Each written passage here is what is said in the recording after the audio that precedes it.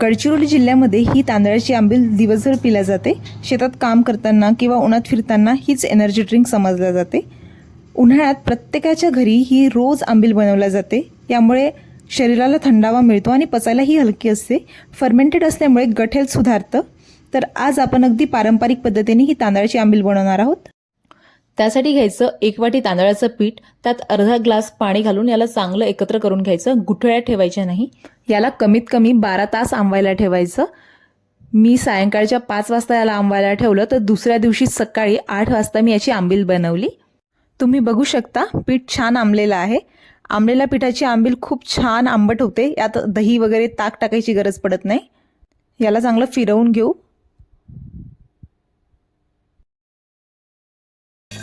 आता एका भांड्यात 3 ग्लास पाणी घ्यायचं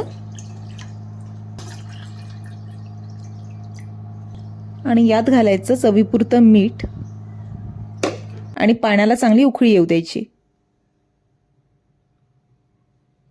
पाण्याला उकळी आलेली आहे। आता आपण हे पीठ आहे ते अगदी हळूवारपणे टाकायचं। पूर्ण एकाच वेळेस टाकायचं नाही, नाहीतर गुठळ्या होतात। अगदी हळूहळू सोडायचं।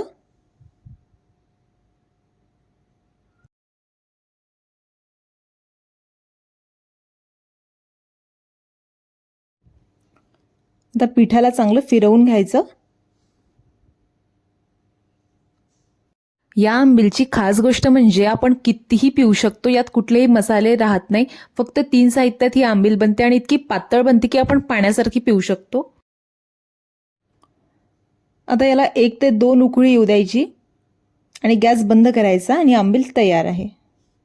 तुम्ही सुद्धा एकदा ही आंबील नक्की ट्राय करा। तुम्हाला सुद्धा खूप आवडेल आणि दिवसभर प्यायल्यामुळे तुम्हाला डिहायड्रेशन होणार नाही।